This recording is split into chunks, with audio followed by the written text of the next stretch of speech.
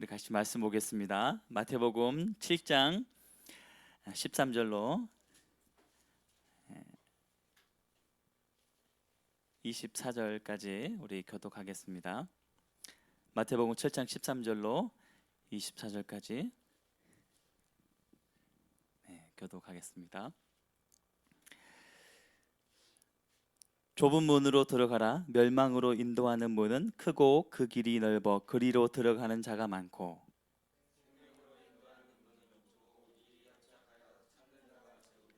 거짓 선지자들을 삼가라. 양의 옷을 입고 너희에게 나아오나 속에는 노략질하는 일이라.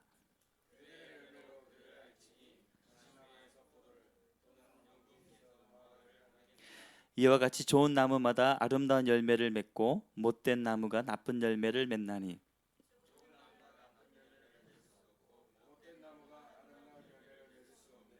아름다운 열매를 맺지 아니하는 나무마다 찍혀 불에 던져지느니라. 나더러 주여 주여 하는 자마다 천국에 들어갈 것이 아니요 다만 하늘에 계신 내 아버지의 뜻대로 행하는 자라야 들어가리라.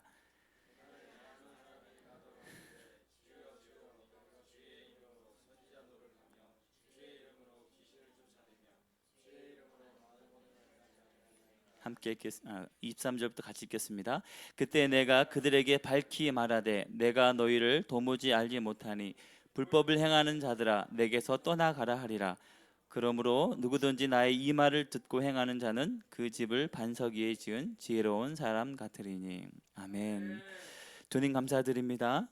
오늘 밤 이 시간 이곳에 임하여 주시고 말씀하여 주시옵소서.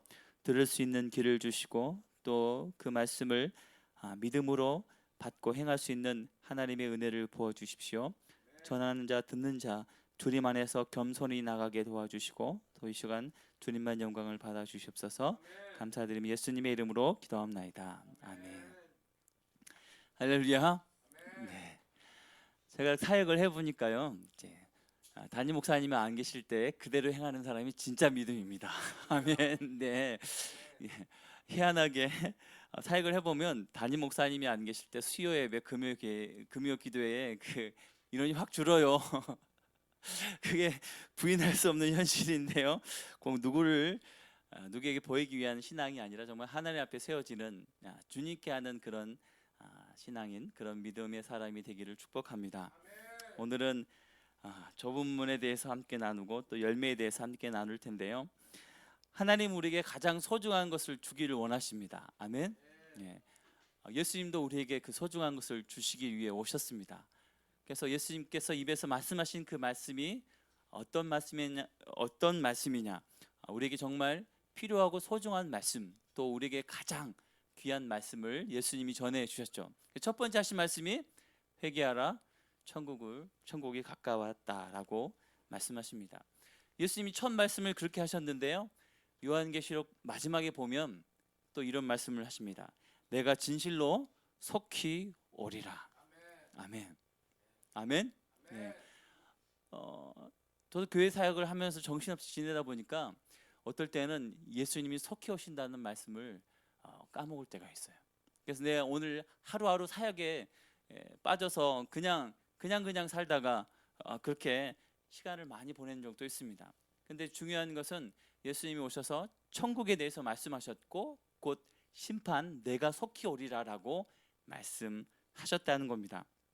그런데 오늘 본문의 말씀은 이제 예수님께서 산상수훈 팔복을 말씀하시고 산에서 말씀하신 그 마지막 결론에 대한 말씀입니다. 천국에 가려면 생각을 잘 해야 됩니다. 이 세상에 천국 가는 방법이 참 많더라고요. 어떤 인도의 선교사님이 인도의 어떤 학교 가서 복음을 전했더니 거기 있는 학교가 싹 그 복음을 받아들였대요. 그래서 너무너무 기분이 좋고 너무너무 역시 하나님이 역사하셨구나 알고 봤더니 힌두교는 다신교거든요. 그러니까 많은 신들 중에 예수님도 한 신 중에 한 명으로 받아들였기 때문에 거기 학교에 있는 모든 아이들이 그렇게 받아들였다는 것을 다음에 선교사님이 알게 되었다는 것입니다. 어떻게 하면 천국에 갈 수 있을까요? 방법은 단 한 가지밖에 없습니다. 예수님밖에 없죠. 아멘. 그 예수님 사랑하기에 이곳에 오셨죠? 그럼 이곳에 안 계신 분들은 예수님이 안 사랑하는가? 네, 다들 사정이 있을 겁니다. 네. 근데 세상에 천국을 가다 보면 많은 사람들이 그것이 좋다, 이것이 좋다, 이 길로 가야 된다라고 합니다. 하지만 많은 사람들이 인생의 길을 찾아가는데요. 가장 중요한 것은 그 길이 생명의 길인가, 구원의 길인가, 아니면 멸망의 길, 사망의 길인가를 아는 것이 중요합니다. 천국의 문에 대해서 말씀하셨습니다. 13절에 보면 좁은 문으로 들어가라. 이 좁은 문을 천국의 문이라고 할 수 있습니다. 그리고 좁은 문, 또 멸망으로 인도하는 문, 두 가지 문이 있습니다. 예수님 꼭 성경을 읽어보면 흑백 좌우 아니면 예 아니요밖에 없습니다. 적당한 문, 멸망으로 가면서 좁은 그 구원으로 가는 문은 없습니다. 구원의 문으로 가든지 아니면 멸망의 문으로 가든지. 근데 구원의 문이 참 좋게 멋지고 화려한 문이면 좋은데요. 여기서는 좁은 문이라고 했습니다.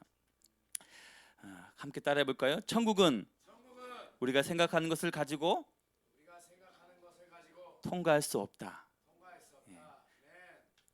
우리가 생각하고 또 소중하게 생각하는 그것을 가지고 천국은 갈 수 없습니다. 오직 예수님으로만 갈 수 있습니다. 우리가 태어날 때 많이 갖고 태어났죠. 어떤 사람은 금수저 물고 태어났다고 하는데 뭐 다이아몬드 물고 태어난 사람도 있다고 해요.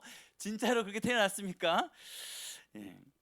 뱃속에서부터 뭔가를 혜택을 누리고 태어난 많은 사람들이 있습니다. 하지만 태어날 때는 다 똑같이 태어났습니다.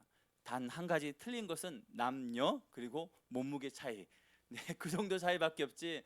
이 세상에 빈 몸으로 왔고 또 떠날 때는 빈 몸으로 갑니다. 천국의 문이 그렇게 쉽지 않습니다. 성경에서는 좁은 문이라고 합니다. 얼마나 좁은지는 아무리 묵상해도 잘 모르겠어요. 사이즈가 어떤 사이즈. 그런데 좁은 문이라고 하니까 한 가지 생각나는 것은 우리 태어날 때 했던 그 자궁의 그 좁은 문, 그 정도 되지 않을까 생각됩니다. 그리고 이 좁은 문은 작기에 발견할 수가 없습니다. 발견하기 어렵다는 것은 다시 얘기하면 구원받는 게 쉽지 않다는 겁니다. 믿는다는 게 쉽지 않습니다. 지난번에 어떤 친구가 장례식을 치르고 왔는데 할아버지가 임종 때까지 끝까지 믿지 않겠다고 하시고 돌아가셨다고 해요. 사람이 믿는다는 게 기적입니다. 옆 사람의 손을 잡고 당신은 기적의 사람입니다. 기적의 사람이에요. 정말 예수님 믿는다는 게 기적 아닙니다. 기적일 수밖에 없습니다. 보이십니까? 아멘. 네, 훌륭하십니다. 잘 안 보이는데, 네, 믿음으로 믿는 거예요. 그 다음에 이 좁은 문은 믿음이 있는 사람만 들어갈 수 있습니다. 학식, 능력, 외모가 출중하다고 들어가는 문이 아니라 오직 믿음이 있는 사람만 들어갈 수 있습니다. 생명으로 인도하는 문은 14절에 좁고 길이 협착하여라고 하고 있습니다. 내가 가진 것을 다 가지고 갈 수 있는 그런 문이면 참 좋은데요. 하나님은 어떤 것도 내가 가지고 있는 것 가지고 나를 평가하지 않습니다. 멸망으로 인도하는 문은 크고 그 길이 넓다고 합니다. 크고 길이 넓은 것. 이 세상이 점점 편안하고 쉬운 곳, 좋은 곳, 세련되고 멋진 것. 어떻게 보면 교회가 주일날 되면 이렇게 패션 쇼장이 됩니다. 그래서 말은 안 하지만 은근슬쩍 가방을 한번 들어가고 뭐 굿자 뭐 하고 왠지 사람들 앞에 자기 것을 드러내고 나의 내가 갖고 있는 건 나의 능력 스펙 와서 꼭 명함들 돌리시죠. 물론 교회에서 그렇게 함께 신앙생활하며 자기의 사업을 통해서 서로 필요한 것들을 나누는 것은 참 좋겠죠. 하지만 많은 분들을 보면 넓은 길을 가고 있는 것을 봅니다. 세상 사람들은 보기 좋은 것이 좋다고 하고 감각적이고 세련적인 것이 좋다고 하고 그다음에 다수결의 원칙에 의해서 요즘 세대에 좋은 것이 좋은 거라고 합니다. 어떻게 보면 이 시간에 우리가 예배 드린 게 진짜 이 시대는 웃긴 일이잖아요. 안 그런가요? 불 꺼놓고 뭐 하는 짓입니까? 밖에서 오신 분들이 저번 주에 오셨던 그 위층에 계신 분 우리 기도 소리가 무섭대요. 오셔가지고 얘기를 하는데 문이 탁 열리니까 갑자기 또 샤라라 소리가 들리니까 뭐라고 저게 사람 소리냐고 너무 무섭다고. 그래서 딱 들어보니까 그럴만도 하다. 그래서 이해가 된다고, 무섭기도 하겠다고. 네. 그렇게 이해를 해드렸습니다. 근데 이제 얼굴과 얼굴을 맞대고 이제 얘기를 하다 보니까 막 춤이 막 튀기잖아요. 근데 계속 자기가 막 열변을 토하시길래 제가 이제 이렇게 웃는 얼굴에 침은 못 뱉는데요. 침은 튀기더라고요. 많이 튀겨가지고 제가 얼굴 막 닦으려다가 좀 민망하시라고 이렇게 선생님 그런데 말입니다. 선생님 이해는 됩니다. 네, 이렇게 했거든요. 조금 수그러지시더라고요. 지혜를 주셨어요. 우리 위층에 계시는 분들 또 아래층에 계시는 분들을 놓고 같이 축복하며 기도해야 됩니다. 이 길이 참 쉽지 않은 길, 또 그들이 보면 미련한 모습이라고 할 수 있겠지만 이 길 말고는 구원받을 수 없잖아요. 아멘. 큰 교회라고 구원이 있습니까? 여기서 이렇게 하면 구원 없나요? 어떻게 보면 이곳이 진짜 사람인 것 같아요. 진짜 신앙인, 진짜 믿음, 진짜만 계십니다. 아멘. 진짜만 계십니다. 아멘. 네. 좁은 길은 어떡한 길입니까? 협착한 길이요? 좁습니다. 힘듭니다. 고난의 길이라고 할 수 있죠. 저는 왜 이렇게 고난의 길을 가는지 좀 편안하고 넉넉한 길. 우리도 같이 동기들이 모여 있다 보면 물어보는 게 있습니다. 처우가 어떻니? 사택은 주니? 담임 목사님은 어떠시니? 그게 뭔가요? 물론 이제 그런 걸 바라고 우리가 사역을 하지 않지만 그런 게 참 중요하고 필요합니다. 그래서 이제 신대원에 보면 이제 구인 사이트가 있어요. 사역자를 모십니다. 그럼 항상 밑에 사택 없습니다라고 하면 사택이 있습니다 하면 그라는 굉장히 뭐라고 할까 클릭 수가 많습니다. 그리고 많은 교회가 있는데 교회 이름이 나오잖아요. 그러면 보통 그 교회가 어떤 교회인지 알아요. 크고 좀 이렇게 잘 나가는 교회는 클릭 수가 대단히 많은데요. 되게 좀 작은 교회는 클릭 수가 없습니다.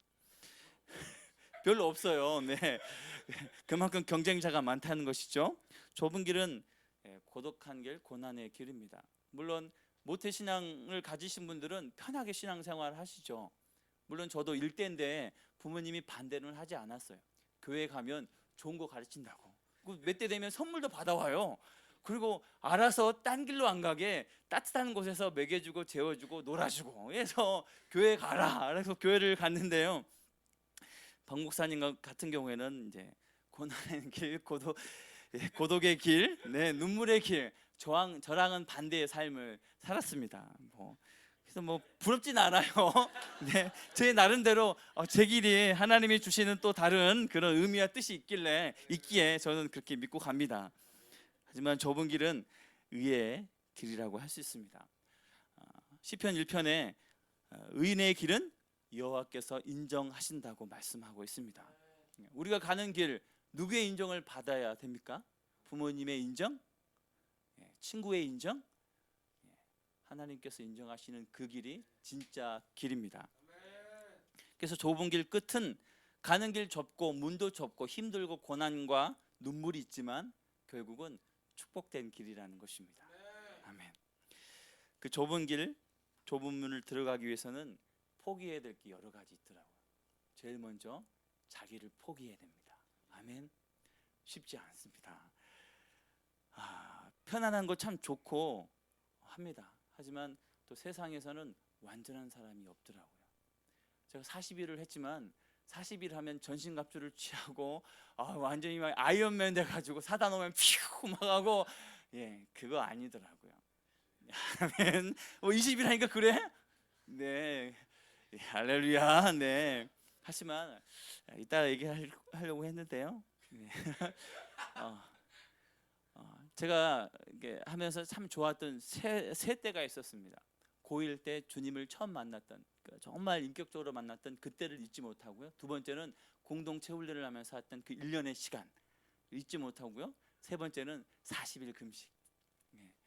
너무너무 힘든데요. 예. 사실 시간이 지나서 보니까 왜 믿음의 선지자들이 많이 오셨잖아요. 국내에, 외국에. 그분들을 하나같이 많은 분들이 금식을 하셨는데 그게 이해가 되더라고요. 힘들긴 하지만 40일 여러 번 하고 싶어요. 왜냐하면 그때가 너무너무 힘들고 육체적으로는 힘들지만 영적으로는 가장 행복한 때였거든요. 아멘. 네. 그래서 다시 하고 싶어요. 단 집에서 말고. 네. 집사람이 어려워해서. 네. 네. 육체 힘이 빨리 죽어야 되는데, 예. 힘이 남아서 설거지 다 하고 청소 다 하고 뭐 운전하고 막 다 되더라고요. 예. 기초 체력이 정말 제가 좋았나 봐요. 네. 예. 예수님이 처음 사역을 시작할 때 시험으로 시작했습니다. 피 튀기는 싸움 하셨죠? 아닙니다. 처음에 싸우실 때 피 한 방울 안 났습니다. 사단이 덤볐을 때 뭘로 이기셨나요? 떠나가라 말씀만 하셨습니다. 뭐 피 흘리고 짱짱 칼싸움하고 뭐 장풍 날리고 그런 거 없었는데요. 예수님이 마지막으로 시험하실 때는 혼자와의 싸움이었습니다. 뭐라고 기도하셨나요? 겟세마네 동산에서 아버지 내 잔을 내게서 좀 피해 갔으면 좋겠습니다 라고 하셨죠. 이 잔을 돌려주시면 참 좋겠습니다. 피할 수 있으면 좋겠습니다 라고 기도하시면서 처음으로 땀이 핏방울처럼 흘렸습니다. 사단과는 싸울 때는 피 한 방울 안 흘리시고 땀 한 방울 안 흘리셨어요. 그런데 자기 자신을 하나님 앞에 굴복시키고 그 뜻에 순종하기 위해 피가 땀방울이 되도록 싸우셨습니다. 자기를 포기하는 것, 자기를 내려놓는 게 쉽지 않습니다. 그럼 40일 몰라요. 2번 하면 다 끝낸다고 하는데 네. 지금도 시작해 버릴까 보다. 네. 선교 때문에 제가 지금 참고 있어요. 네. 자기를 포기하는 것, 자기를 내려놓는 것. 예수님도 자신과 싸울 때가 가장 힘드셨습니다. 우리도 자신과의 싸움이 제일 힘들어요. 또 내 보물이 있는 곳에 내 마음도 있느니라. 네. 여러분 안에 어떤 것이 보물입니까? 여러분이 사랑하는 것, 여러분이 원하는 것. 자기 자신을 포기해야 되고 또 자기가 원하는 것도 포기해야 됩니다. 디모데전서 6장 7절에 보면 우리가 세상에 아무것도 가지고 온 것이 없음에 또한 아무것도 가지고 가지 못하리니 족한 줄로 알라라고 말씀하십니다. 아무것도 못 가져갑니다. 저도 많은 분들 장례식장 가봅니다. 가보면 어떤 분은 참 이렇게 장례식장이 수수한 분도 계시고요. 어떤 분은 무슨 대통령, 국무총리 막 엄청난 그런 화환들이 와서 막 화환 놀 자리가 없어서 싸울 정도로 그런 것도 가본데요. 결국은 아무것도 못 가져가더라고요.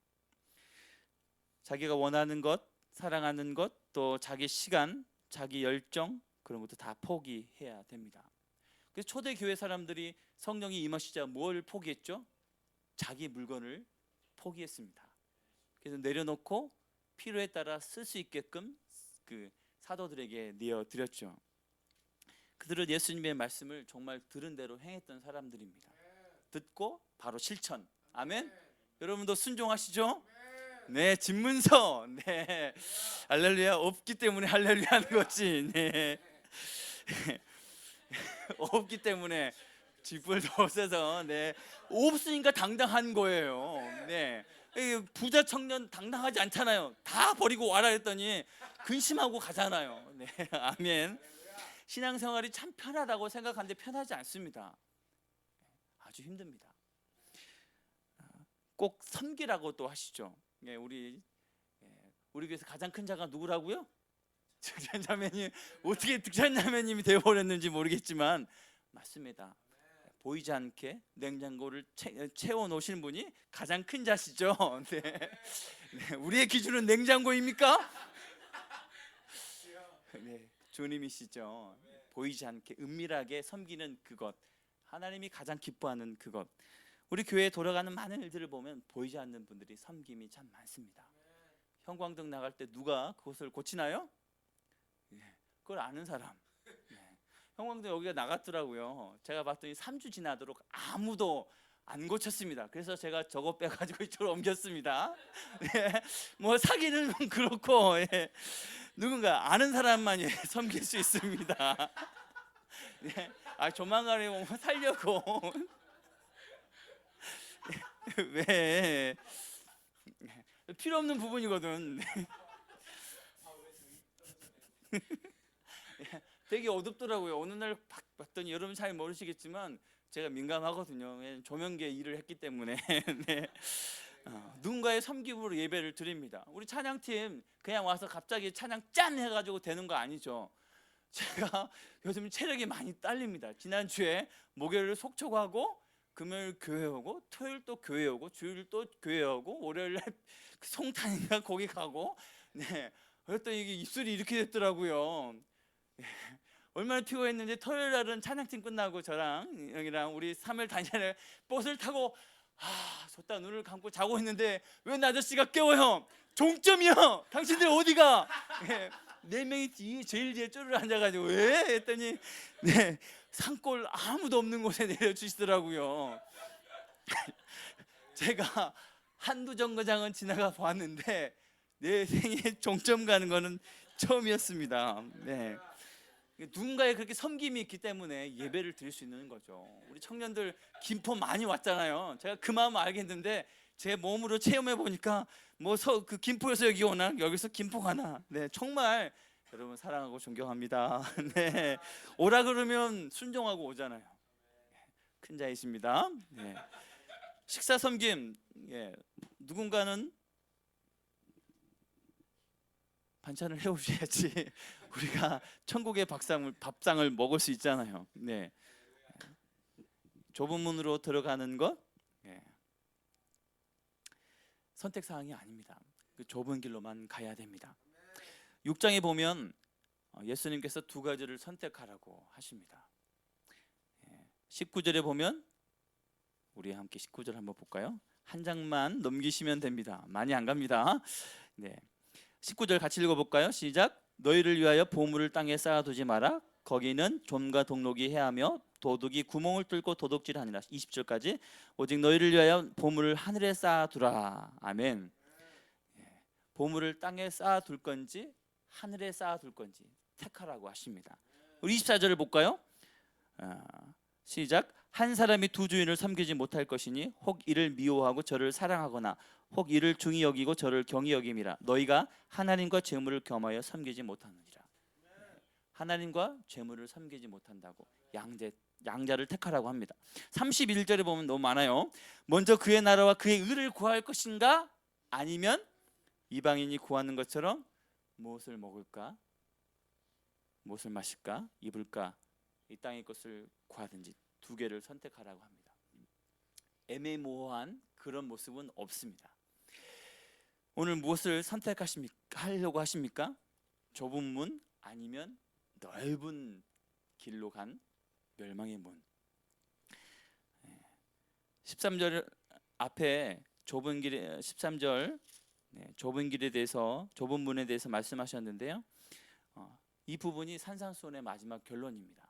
산상수훈의 5장부터 해서 예수님 말씀하신 것을 정리하면 형제와 화목하라. 아멘. 형제를 용납하라. 간음하지 말라. 헛맹세하지 말라.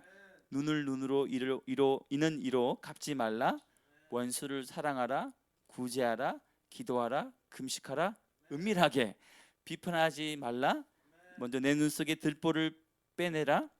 그리고 남을 대접하라가 산상수훈의 마지막 모든 내용들의 결론이라고 할 수 있습니다. 그 마지막 가운데 좁은 길로 좁은 문으로 가라고 말씀하고 있습니다. 좁은 문은 어떤 문일까요? 말씀 따라가는 길이 좁은 문입니다. 아멘. 멸망의 문은 어떤 문일까요? 감정 따라 살아가는 길이 멸망으로 가는 문입니다. 여러분, 이 산상수훈이 예수님 안 믿는 사람들, 지금으로 따지자면 불신자들한테 한 얘기가 아닙니다. 이 산상수훈은 그 당시 이스라엘 백성들에게 했죠. 하나님을 잘 알고 있는 사람들. 결국 예수님을 따르는 사람들에게 하신 말씀입니다. 그리고 마지막으로 이 산상순을 통해서 이 좁은 문을 얘기하시면서 천국에 들어가는 사람들에 대해서 얘기하고 있습니다. 그것이 이제 15절부터 얘기합니다. 그런데 15절에 뭐라고 썼죠? 시작. 거짓 선지자들을 삼가라. 왜 천국에 가는 사람 중에 첫 번째가 거짓 선지자를 삼가라? 제가 좀 말씀이 좀 이해가 안 됐습니다. 천국 가는 사람들 중에 첫 번째 거짓 선지자를 삼가라. 생각해 보니까요, 좁은 문, 좁은 길, 넓은 길, 멸망의 문, 어떻게 알 수 있습니까? 딱 보면 알죠? 딱 보면 알죠? 모릅니다. 그것이 좁은 길인지 넓은 길인지, 멸망의 문으로 멸망의 길로 가고 있는데 자기는 그것이 좁은 길이라고 생각하는 경우가 많습니다. 그럼 그것을 누가 가르쳐 주냐? 선지자가 가르쳐 준다는 것이죠. 그래서 천국에 가는 첫 번째 거짓 선지자를 삼가라라고 말씀하고 있습니다. 그러니까 이게 저는 거짓 선지자, 목회자를 향해서 하는 말씀이세요. 그다음에 지도자들, 리더들, 하여튼 뭐 꼭 목회자뿐만 아니라 리더들에 대해서 말씀하고 있습니다. 때로는 아버지가 될 수 있습니다. 선배가 될 수 있습니다. 그들에게 하시는 말씀입니다. 거짓 선지자를 삼가라. 양의 옷을 입고 너에게 나오나 속에는 노략질하는 일이라. 그래서 제가 양 표시 안 나게 검은 옷 입고 왔어요. 할렐루야. 예수님이 처음 사역을 시작할 때 사단이 왔습니다. 과연 어떤 모습이었을까요? 뿔 달리고 악한 모습? 아니죠. 사단은 정말 우리가 보기에 좋은 모습으로 옵니다. 거짓 선지자도 마찬가지죠. 자, 머리 딱 보통 제가 식사를 이렇게 많이 대접받는데, 식당 가보면 점심시간에 많은 여인들 틈에 남자 한 분이 계시면 100% 목사님이십니다. 민망해요. 어떤 식당에 갔던데 다 몰려있는 두 대 중에 남자 한 명씩. 봄 외판 아니면 거의 대부분 목사님. 대신 또 머리가 이렇게 딱 넘어가시고 이렇게 기름 바르시고 하면서 이제 또 시작하기 전에 조용히 한 번씩 조용히 고개 한번 숙이면 100%입니다. 네. 첫 번째 거짓 선지자를 삼가라고 합니다. 예수님은 거짓 선지자를 조심하라고 경고합니다. 거짓 선지자가 누굴까요? 어떻게 분별할 수 있습니까? 오늘 본문 말씀에서는 선지자의 분별 기준을 그 열매라고 말하고 있습니다. 열매. 기원 후 1세기 문서에 보면 선지자를 분별하는 기준이 있다고 합니다. 선지자가 오면 잘 용접해서 대접을 한다고 해요. 그런데 하루 이틀 대접했는데 3일까지 머물러 있으면 가짜라고 합니다. 네. 그리고 빵을 요구하든지 돈을 요구하면 가짜 선지자라고 합니다. 네. 그리고 다른 사람을 돕는 자가 참 선지자고 가르치되 행하지 않는, 그래서 오늘 제가 설거지했어요. 네, 행하지 않는 자가 거짓 선지자입니다. 처음으로 제가 설거지를 했는데요. 주일날 하려고 했는데 틈을 안 주시잖아요. 그래서 제가 오늘 틈을 주는 그 틈새를 이용해서 거짓 선지자. 많은 교회에서 회개를 잘 얘기하지 않습니다. 은근슬쩍 회개에 대해서 넘어가죠. 예수님 처음에 무슨 말씀하셨나요? 회개 말씀하셨습니다. 선지자들은, 거짓 선지자는 천국과 지옥 설교 별로 하지 않습니다. 제가 어릴 때 생각해봐도 천국 지옥 별로 얘기 못 들어봤던 것 같아요. 제가 많은 교회를 지나봤는데 천국과 지옥 별로 얘기 못 들어봤습니다. 선교단체 가서는 주님 오심을 기다리며 맨날 주님 오신다고 해가지고 깨어 기도하라, 순종하라, 뭐 밤새 뭐 하고 했었는데요. 일반 교회에서는 잘 가르치지 않습니다. 그리고 영원한 심판과 영원한 삶에 대해서도 잘 가르치지 않습니다. 왜? 듣기 싫어하니까. 헌신에 대해서도 잘 얘기하지 못합니다. 저도 좀 그랬던 것 같아요. 제자 훈련 열심히 받고 100% 헌신하고 막 했어야 되는데 너무 봐줬던 것 같아. 그지? 이렇게 봐줬더니 바로 풀어져 버리더라고요. 네. 축복을 선포하면서 거룩함과 회개를 얘기하지 않는 것. 저기 하나님 보시기에 아름다운 교회 표가 뭐라고 그랬죠? 바보야, 성공이 아니라 거룩이다. 아멘. 제가 처음 헌신을 했는데 저에게 레기 말씀을 주시더라고요. 내가 거룩하니 너희도 거룩하라. 제가 그때 신앙이 별로 없었거든요. 근데 왜 이 말씀을 주셨지? 저도 이해가 안 됐어요. 왜 뭘 거룩하라는 거, 이게 무슨 뜻인가? 한참 뒤에 그 말씀을 알았습니다. 그래서 그 말씀을 이렇게 제껴놨거든요. 근데 그 말씀을 주신 이유를 이제 그 한참 뒤에서야 그것이 얼마나 중요하고 소중하다는 것을 알게 됐습니다. 거룩을 빼놓고 얘기하는 것, 회개에 대해서 얘기하지 않는 것. 예수님만이 구원이다라는 얘기는 많이 합니다. 하지만 예수님만이 구원이라고 얘기하면서 성숙에 대해서는 또 많이 좀 가르치지만 그 성숙 이후에 구원에 대해서, 천국에 대해서 잘 얘기하지 않는 경우가 많습니다. 영적 성장해서 좋은 사람 되라 라는 설교들을 제가 많이 들었거든요. 그래서 뭐 어떤 교회라고는 얘기는 하지는 않겠지만 들어보면 좋은 사람 되라는 것 같아요. 좋은 성품 가지고 가정에서, 사회에서 좋은 사람 되라는 얘기를 참 많이 들었습니다. 그래서 제가 선교 단체 가서 주님 오심을 기다리며 막 그 얘기 듣다가 가니까 주님 언제 오시나 여기서는 막 그걸 막 헷갈리는 거예요. 물론 말씀, 찬양, 기도, 구제 막 다 좋습니다. 하지만 천국, 회개, 거룩함, 구별됨, 헌신, 또 자기 포기, 이거 빼놓고 얘기하는 것은 가짜라고 할 수 있습니다. 오늘 예수님께서 이 거짓 선지자를 분별하는 방법, 어떤 고백이 아니라 삶을 통해 보여지는 열매를 말씀하고 있습니다. 여러분 고백 많이 하잖아요. 제자들도 결단합니다. 주님 그 죽으시는 길을 나도 같이 따라 죽겠습니다.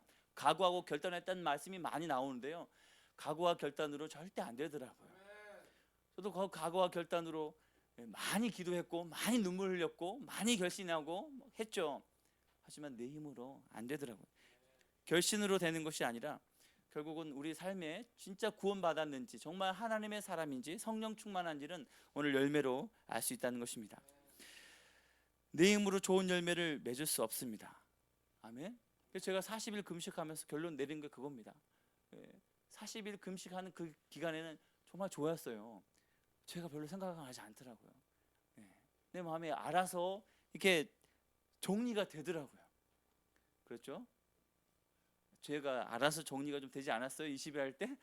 할렐루야. 네, 아니라고 해도 네. 정말 저는 40일 하면서 제 마음에 있던, 제가 감당하기 어려웠던 많은 부분들이 절제가 되더라고요. 실제로. 아니었어? 할 수밖에 없더라고요. 네, 네, 그래요. 그래서 제가 다시 하고 싶습니다. 물론 뭐 힘들기도 하지만 그때가 좋았던 것 같아요. 기도원에서 할 겁니다. 걱정하지 마세요. 네. 우리 19절에 보면요, 아름다운 열매를 맺지 않은 나무마다 찍혀 불에 던져지느니라. 아멘. 아름다운 열매 못 맺는 그런 사람은 지옥의 땔감이라고 얘기합니다. 네, 지옥의 땔감이 되든지 아니면 천국 백성이 되든지 무엇으로 분별한다고요?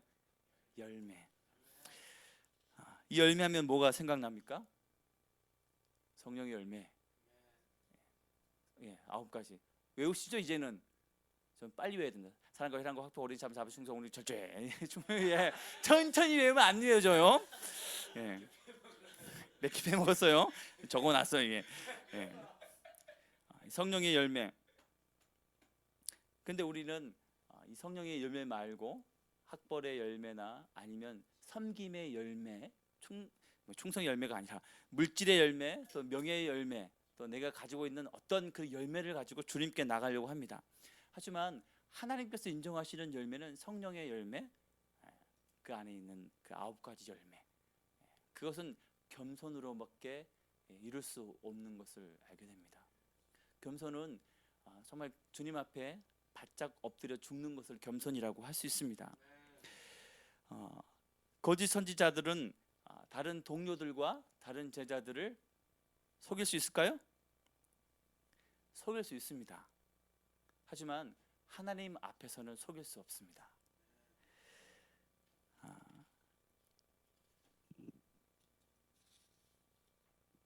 하나님 나라는 어떤 고백이 아니라 우리 삶의 열매로만 갈 수 있습니다. 아멘. 저도 사역을 참 열심히 많이 했습니다. 어떨 때는 제 자식보다 제 제자들과 시간을 더 많이 보낼 때가 있었습니다. 네, 그래서 아내가 그 얘기 하더라고요. 그랬어. 모르겠지만 일주일에 우리 자녀들과 보내는 시간은 뭐 1시간도 안 됐거든요. 근데 토요일, 주일 아니면 필요에 따라서 제자들과 너무 많은 시간을 보내면서 어떤 때는 제가 제 자신이 참 불쌍해 보이기도 하고 또 내 자녀들, 내 친자식들한테 미안할 때가 있더라고요. 사역과 일로 우리는 하나님 앞에 인정받을 수 없습니다. 아멘. 정말 하나님 앞에 한 신앙인으로, 한 예배자로, 또 한 섬기는 자로 인정받는 자만이 하나님 앞에 인정받을 수 있습니다.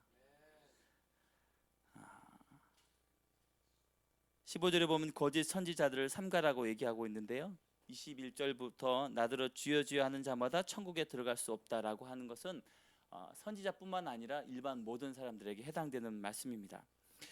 주여 주여 고백하는 사람들, 이 사람들은 불쌍한 사람들입니다. 여기서 말하는 사람은 뭐냐면 자기의 상태를 알지 못하고 하나님 앞에 섰기 때문입니다.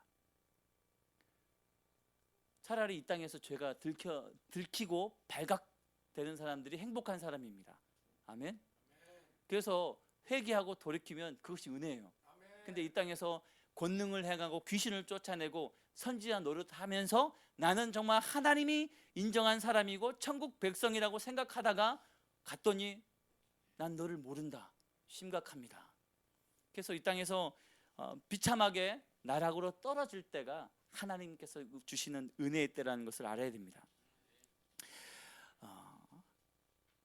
자신이 불행하면서도 불행하다고 생각하지 못하는 그런 사람들, 여러분은 어떤 사람들입니까? 사람들은 모를 수 있습니다. 하지만 지금 발각되고 드러나는 게 행복한 거예요. 네, 의미가 뭘까? 네. 중요한 것은 모두 다 선지자가 되어야 됩니다. 저는 말씀을 들으면서 마지막에 그거더라고요. 주의 이름으로 선지자 노릇하며 주의 이름으로 귀신을 쫓아내며 주의 이름으로 많은 권능을 행하지 아니하였더냐. 어떻게 생각해 보면 마지막 때 모든 사람들이 선지자 같은 삶을 살고 귀신을 쫓아내고 권능을 행할 수 있다는 얘기입니다. 아멘? 여러분도 그렇게 되기를 축복합니다. 단 하나님의 뜻대로 행하는 사람 되기를 축복합니다.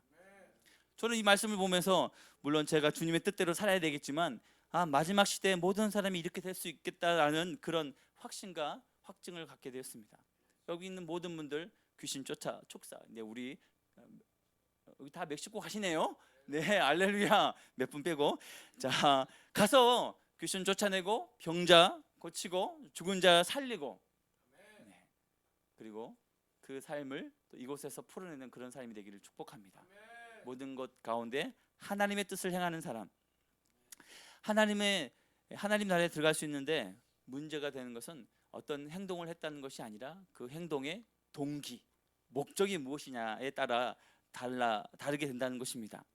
22절에 보면 그날이 옵니다. 그날, 심판의 날. 어떨 때는 예수님 재림한 날이 될 수 있겠죠. 하지만 그날은 우리가 눈을 감는 그날이 될 수 있습니다. 그날에 우리가 하나님 앞에 심판을 받습니다. 하나님 뜻대로 살았느냐 아니면 나의 뜻대로 살았느냐.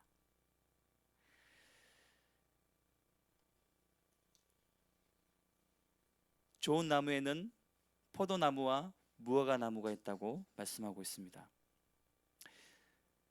좋은 나무가 나쁜 열매를 맺을 수 없고 못된 나무가 아름다운 열매를 맺을 수 없느니라. 아름다운 열매를 맺지 않은 나무마다 찍혀 불에 던져지느니라. 아멘.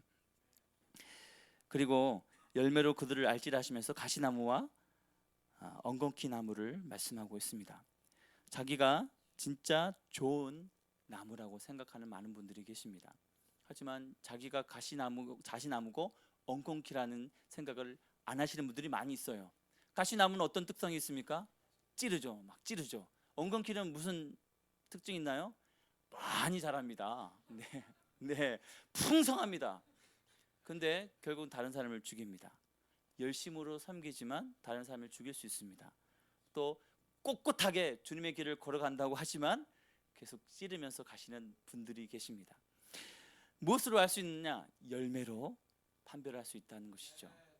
우리 옆 사람을 한번 보시고, 가족을 보시고, 가까이 있는 사람들을 한번 보십시오. 내가 어떤 영향력을 주고 있는가? 주여, 네, 우리 아내가 쳐다보고 있어요. 네, 할렐루야. 그래서 가족에게 인정받는 사람이 진짜입니다. 아멘. 저도 인정받고 싶어요. 네, 인정하고 계시는지는 절대 묻지 마세요. 주님 오실 때 그때 인정받으면 됩니다. 네. 좋은 열매를 맺는 나무, 볼품 없지만 열매가 진짜면 진짜 유익인 것이죠. 하지만 풍성하고 꼿꼿하고 많이 자랐다고 해서 유익한 나무가 아닙니다. 어떤 분이 이렇게 묵상을 하는데 호박이 이렇게, 그 호박 줄기가 되게 가늘잖아요. 하나님 왜 이렇게 호박 줄기에서 이런 큰 호박이 나오고, 대추 나무를 보니까 나무는 엄청 큰데 요만해요. 대추가 왜 이렇게 하셨나요? 라고 궁금증을 가지고 어느 날 그 대추나무 아래에서 낮잠을 잤다고 합니다. 그런데 그 대추나무가 툭 떨어지는 거예요. 대추 열매가. 그래서 이게 뭐야? 라고 하면 생각이, 이것이 호박이었다면. 그러니까 대추나무에, 대추굴 그 굵은 나무에 대추가 열린 이유가 있다는 겁니다. 실수가 없잖아요. 네, 하나님의 깊고 오묘한 뜻. 그래서 어떤 볼품, 크거나 어떤 학식을 많이 갖고 있거나, 아니면 키가 크거나, 아니면 은사가 많거나 능력이 많거나가 아니라 그 사람의 열매가 진짜 그 사람을 말씀하고 있다는 것입니다. 아름다운 열매를 맺는 게 정상이다. 아멘. 다시 따라해 봅시다. 아름다운 열매를 맺는 것이 정상이다. 로마서 11장에 보면 접붙임에 대해서 말씀하고 있습니다. 원래 우리는 진노의 자녀라고 하죠. 본질상 진노의 자녀였던, 예배소서 2장 1절에 말씀하고 있습니다. 원래 진노의 자녀였는데 접붙임을 받았습니다. 제가 이제 나이가 들었나 봐요. 그래서 화초 가꾸는 게 되게 좋아졌어요. 네, 그래서 우리 집에 창가에 보면 나무가 많아요. 그래서 그 무슨 나무죠? 모기 쫓는 나무? 기억이 안 나는데, 구문초라는 게 있습니다. 그래서 그 구문초를 자르면 그냥 난대요. 잘 자란대요. 그래서 잘라서 꽂았더니 진짜로 잘 자라는 거예요. 그래서 또 잘라서 또 했어요. 너무너무 재밌는 거예요. 그리고 또 우리 계단 밑에 있는 그 나무 이름을 모르겠는데, 그 나무에서 가지가 나더니 또 거기에서 또 나무가 나오는 거예요. 그걸 잘라가지고 또 심었더니 잘 자랍니다. 점점 지금 우리 집이 좁아지고 있어요. 우리도 좁은데 이제 나무가 너무 많이 자라가지고 이제 어떻게 해야 될지 지금 다 죽일 수도 없고. 네. 접붙임을 하고 물을 잘 주고 하니까 잘 자라더라고요. 제가 김포 오기 전까지는 일산에서 많이 죽었거든요. 우리 집에 오면 다 죽어버려요. 이해할 수가 없어요. 남양이 아니었던 것 같아. 근데 지금은 남양에다가 제가 물을 잘 줬거든요. 일주일에 몇 번씩 볼 때마다. 그랬더니 너무너무 잘 자라는 겁니다. 어디에 심겼냐? 또 물을 주느냐? 우리가 주님 앞에 심겨진 사람입니다. 원래 본질상 진노의 자녀였는데 여러분, 그 진노의 자녀에서 뜯어져서 주님의 옥토 가운데 심겨졌습니다. 아멘. 매주일마다 말씀 먹잖아요. 기도하잖아요. 네. 그것이 승리의 비결입니다. 제가 사역을 하면서 많은 친구들을 이렇게 가르쳤습니다. 지금까지 잘 지내는 친구도 있는데요, 많은 친구들이 세상으로 갔습니다. 떠났다는 것이 하여튼 모르겠어요. 제가 한번 곰곰이 생각해 봤습니다. 그렇게 눈물을 흘리고 열심히였고 헌신했고 결단했고 주님을 사랑하기로 했고, 그런데 왜 지금 결과가 이런 걸까? 내가 잘못 물을 줬을까? 네, 내가 심겼던 그 진리가 잘못되었던 걸까라는 제 자신이 되게 초라해지는 거예요. 그래서 제가 몇 주 보통 3개월 제자 양육했으면 잘 자라고 잘 성숙하고 해야 될 텐데 결과가 왜 이럴까? 결론은 이겁니다. 매일마다 말씀으로, 기도로 영양분을 섭취하지 않으면 어떤 훈련을 해도 설 수 없다. 결론은 그겁니다. 매일마다 씨름하지 않으면 살 수 없다. 제가 그 금식하면서 살이 많이 빠졌습니다. 그런데 많이 돌아왔어요. 네. 체격은 돌아오는데 체력은 안 돌아오더라고요. 제가 조기 축구에 나가서 아니 전보다 더 안 좋아졌어요. 라면서 해보니까 제가 올해 2월 초에 갔는데요. 그때도 못했는데 그때보다 더 못해요. 정말 제가 꿋꿋이 참고 지금 축구를 하고 있습니다. 매일마다 제 자신과의 싸움입니다. 그 눈초리와 하면서 하는 내가 몇몇 그분들 피해서 양 팀이 나눠주잖아요. 그분들하고 안 합니다. 몇몇 분을 피해서 팀을 들어가요. 왜냐하면 막 이러시거든요. 저도 스트레스 받아요. 한 분이 제 비수를 꽂았습니다. 영양가 없이 거기 있지 말고 뒤로 와. 제가 그래도 멘탈이 굉장히 강하다고 생각했는데 그 한마디에 갑자기 실력이 반으로 쭉 줄었어요. 막 공이 자신감도 없고. 그래도 이런 것에 넘어져서 내가 조기 축구를 포기하면 한 영혼을 어떻게 살리겠느냐 하면서 매일마다 제 자신과의 싸움을 아침부터 시작하고 있습니다. 그래서 하면서 라샤바카라마시하면서 그러면서 그분들을 축복하고 또 제 자신의 멘탈을 강하게 하기 위해서 그렇게 하고 있는데요. 접붙임을 받았지만 의지적으로 주님 앞에 붙어 있지 않으면 어느 누구도 이길 수 없습니다. 하나님이 요구하시는 것 한 가지, 그 의지, 결단. 내가 뭔가를 이기겠다는 것이 아니라 그 결단이라는 것이 뭐냐면 주님 아니면 안 된다는 결단입니다. 제가 40일 금식하면서 그거예요. 저도 훈련 나름대로 많이 받았고 금식까지 해가지고 명함이 한번 넣어볼까 생각 중이긴 했는데 결론은 그겁니다. 어떤 행위로도 내가 전신갑주를 취할 수 없다. 오직 주님만이 하실 수 있다. 그래서 승만 형제 앞에서 맨날 울면서 기도하잖아요. 이해가 돼요. 그리고 나도 그렇게 기도하고 싶어요. 우리 학생들 나와서 기도할 때마다 정말 마음이 뜨겁습니다.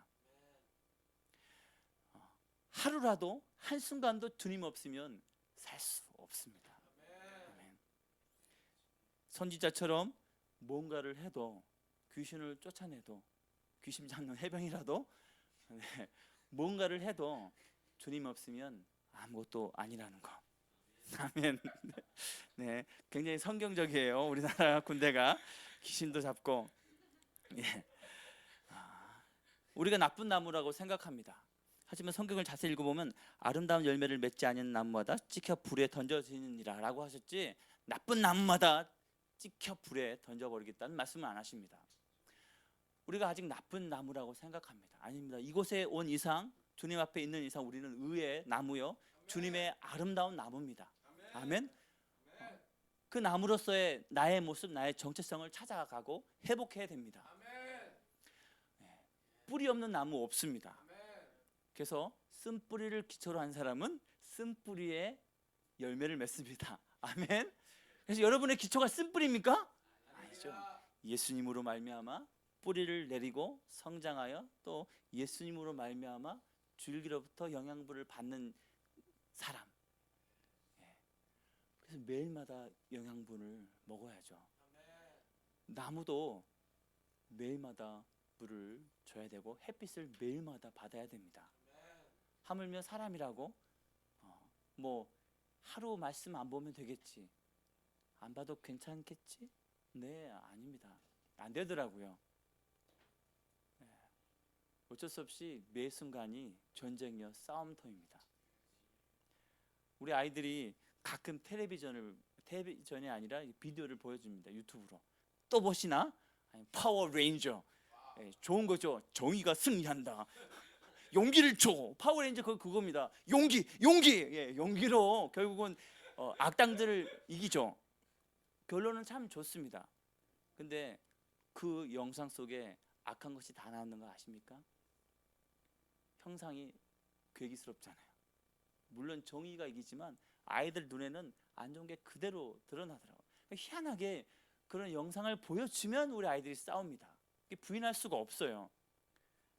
또 뽀로로 네, 좋죠. 어떤 친구는 뽀로로 보면서 눈물 흘렸다는 친구도 있는데요. 네, 그런 우리 친구들도 있대요. 네, 내용이 얼마나 좋습니까? 결론은 정말 교훈적이고 아름답죠. 하지만 자세히 보십시오. 그 안에서 미움을 배웁니다. 아이들은 선별해서 저렇게 하면 안 되구나가 아니라 모든 것을 배우더라고요. 제가 자녀가 3명이다 보니까 자라나는 것을 봅니다. 근데 분명히 우리가 안 하는 말투와 안 하는 언어와 안 하는 행동을 합니다. 어디서 배웠을까요? 밖에서 유치원에서 어린이집에서 친구들한테 아니면 남몰래 틀어놓은 비디오에서 네, 남몰래 봅니다. 그래서 물어보죠. 아빠 언제 와? 어디야?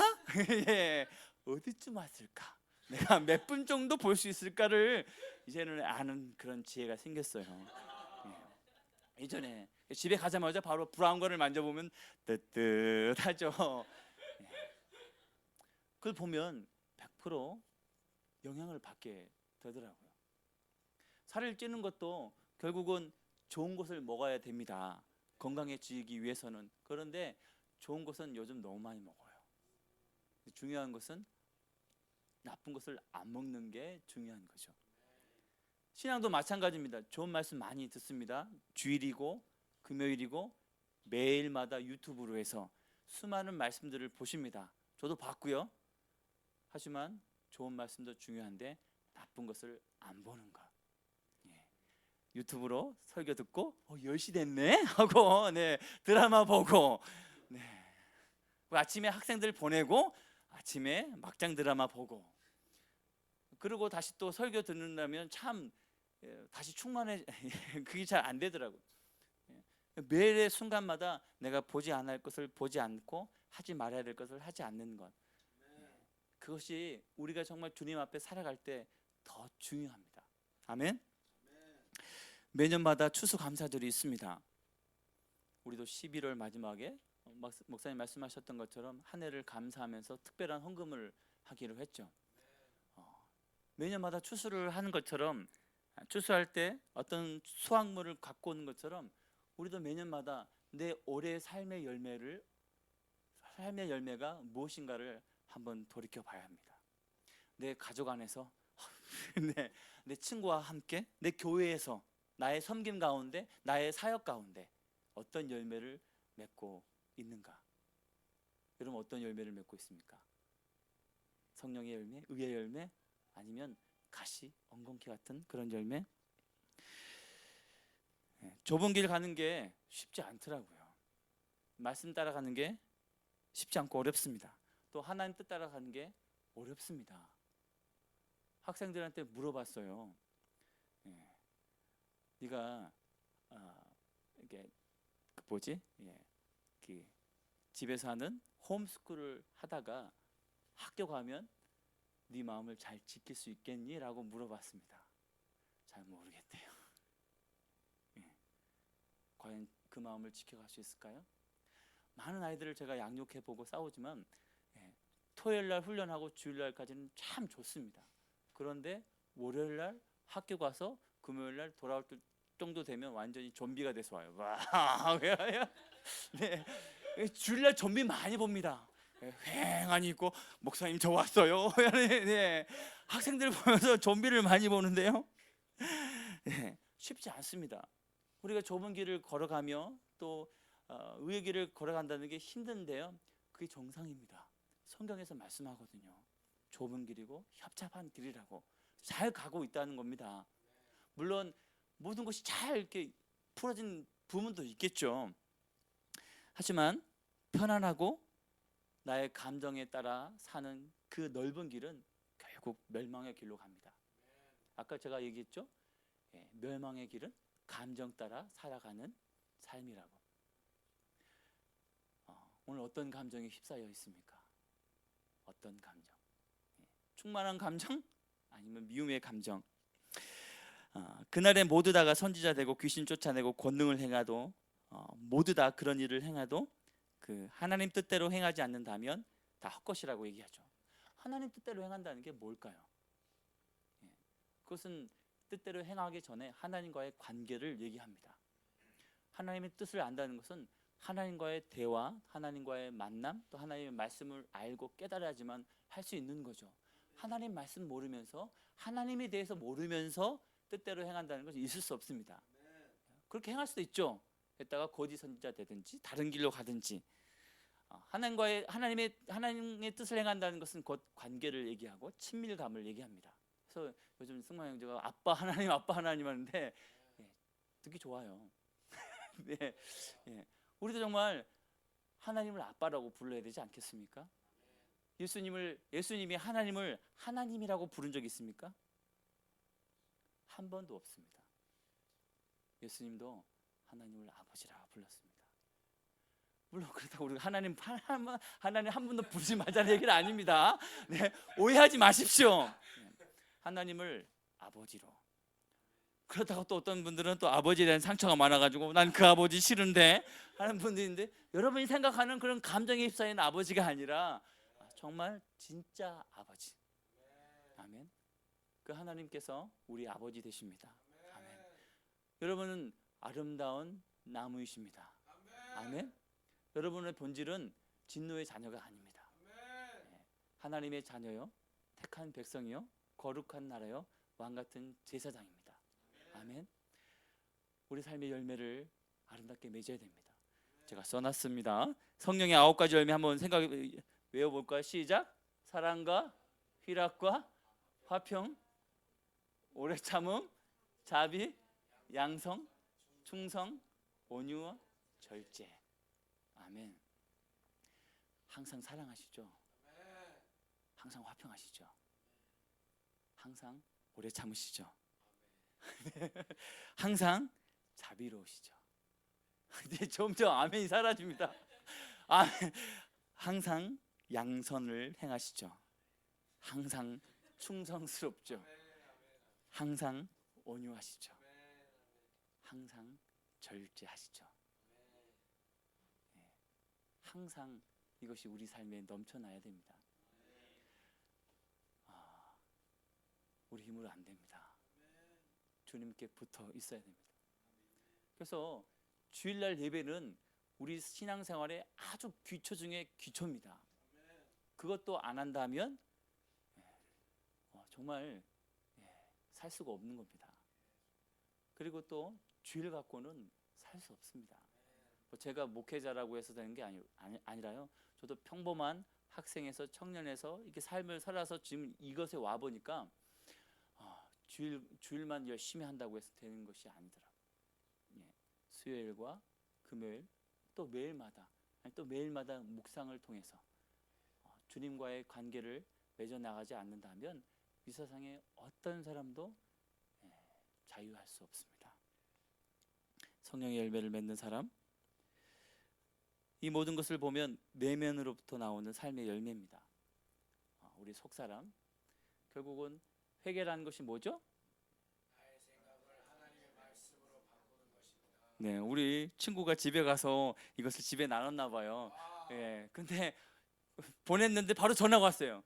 왜 그러지? 갑자기 한 몇 분도 안 되는데 아까 하신 말씀이 회개의 정의가 뭐예요? 네, 다시 모를 수 있죠. 다시 가르쳐 줬습니다. 네. 근데 생각 바꿨다고 다 되는 게 아니더라고요. 생각 바꾼 것이 출발입니다.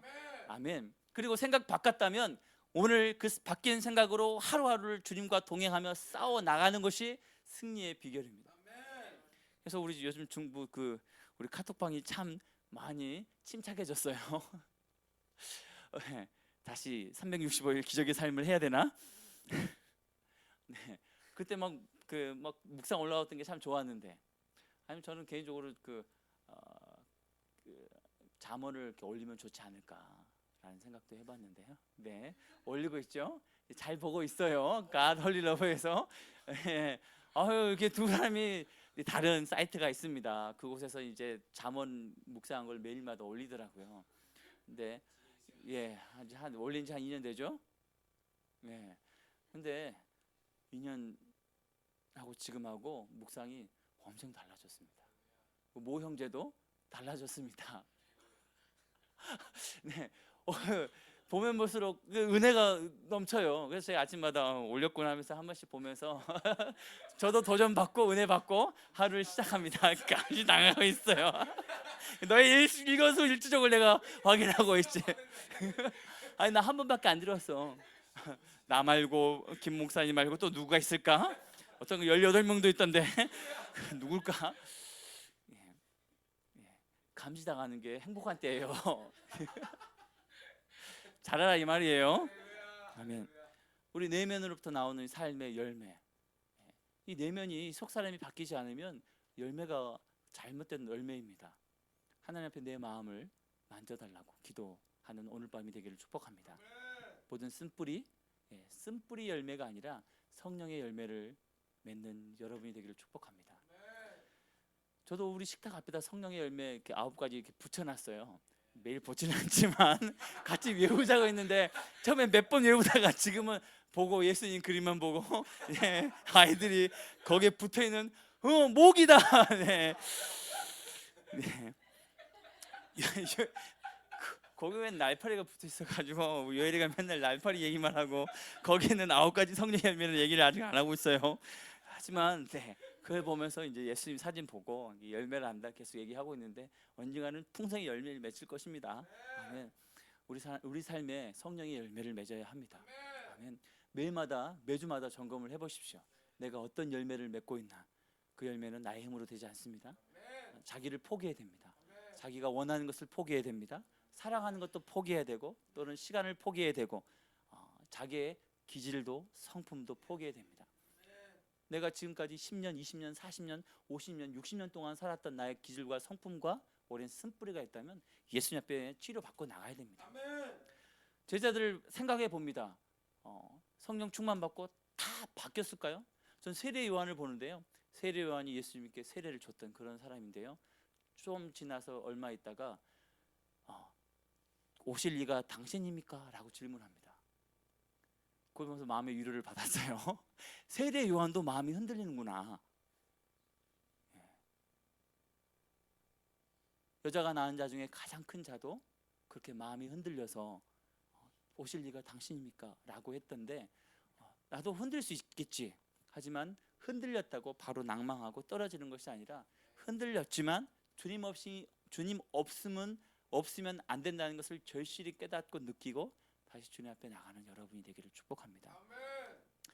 예수님 없이는 성령님 아니고는 우리가 온전히 설 수 없습니다. 그래서 뜨겁게 기도해야 합니다. 기도한다고 다 되는 걸까요? 히스기야가 기도했습니다. 그래서 15년 삶을 연장했죠. 열심히 기도했기 때문에 응답을 받았나요? 우리도 그렇게 열심히 눈물 흘려가면서 벽 치면서 막 기도하면 15년 삶의 연장을 받습니까?